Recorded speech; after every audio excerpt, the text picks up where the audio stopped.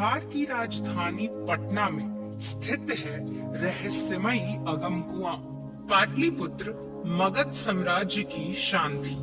पटना का इतिहास काफी ही रहस्यमयी है। हम आपको आज सम्राट अशोक के गुप्त खजाने के बारे में कुछ खास बातें बताएंगे।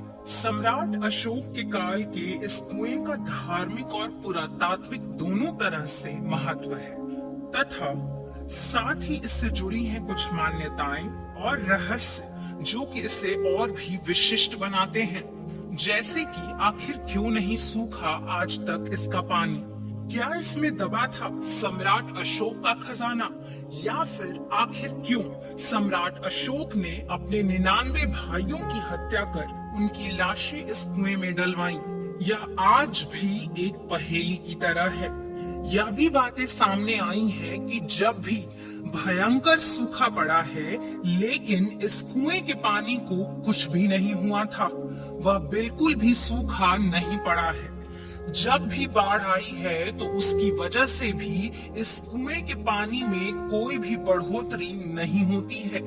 इस कुएं की एक और खासियत यह है कि इसके पानी का रंग बदलता रहता है। इस कुएं की गहराई नापने के अब तक अनेक प्रयास हुए हैं, जिनसे पुरातत्व विभाग इस निष्कर्ष पर पहुंचा है कि इस कुएं की गहराई लगभग 105 फीट है। चूंकि 105 फीट की गहराई उस जमाने में बहुत ज्यादा थी, क्योंकि उस जमाने में मात्र 20 फीट की खुदाई पर ही पानी निकल आता था। इसीलिए इस कुएं का नाम अगम कुआं पड़ा।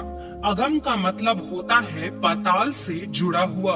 इस कुएं के अंदर श्रृंखलाबद्ध 9 और उसके बाद में छोटे छोटे कुएं हैं तथा ऐसी मान्यता है कि सबसे अंत में एक तहखाना है जहां सम्राट अशोक का खजाना रहता था। इसे खजाना गृह भी कहा जाता था। अगम कुएं के बारे में एक अन्य मान्यता यह है कि यह इसीलिए कभी नहीं सूखता है क्योंकि यह कुआं गंगा सागर से जुड़ा है। इसके पीछे का तर्क यह है कि एक बार एक अंग्रेज की छड़ी पश्चिम बंगाल स्थित गंगा सागर में गिर गई थी, जो कि बहते बहते पाटलिपुत्र स्थित कुएं के ऊपर आकर तैर रही थी। आज भी वह छड़ी कोलकाता के एक म्यूजियम में रखी हुई है। कहा यह भी जाता है कि सम्राट अशोक ने राजा बनने के लिए अपने 99 भाइयों की हत्या कर उनकी लाशें इस कुएं में डलवाई थी। सम्राट अशोक के समय आए चीनी यात्रियों ने भी अपनी किताबों में इस कुएं का उल्लेख एक ऐसी जगह के रूप में किया है जहां सम्राट अशोक अपने विरोधियों को मरवाकर उनकी लाशें डलवाता था।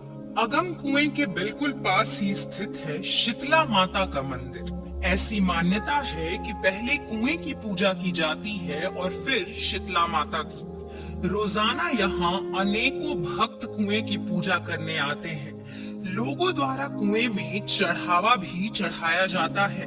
हालांकि इसे रोकने के लिए अब कुएं के चारों ओर जालियां भी लगा दी गई हैं।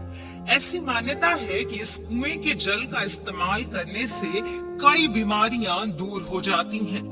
कुष्ठ रोग, चिकन पॉक्स जैसी कई बीमारियों के लिए लोग इस कुएं के जल का प्रयोग करते हैं। कहा जाता है कि इस कुएं के जल से नहाने से संतान प्राप्ति की मनोकामना भी पूर्ण होती है। साथ ही शीतला माता की पूजा अर्चना करने के लिए भी इसी कुएं के जल का प्रयोग किया जाता है। लोग इस कुएं को गंगा से जुड़ा हुआ मानते हैं, इसीलिए माँ गंगा की तरह पहले कुएं की पूजा की जाती है, फिर अन्य देवी देवताओं की पूजा होती है। कुएं में लोग अपनी आस्था के अनुसार सोना, चांदी, पैसे आदि अर्पित किया करते हैं।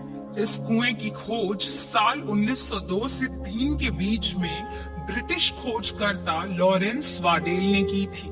वाडेल ने उल्लेख किया है कि करीब 750 वर्ष पूर्व जब कभी कोई मुस्लिम पदाधिकारी पटना में प्रवेश करता था तो सबसे पहले सोने और चांदी के सिक्के इस कुएं में डालता था।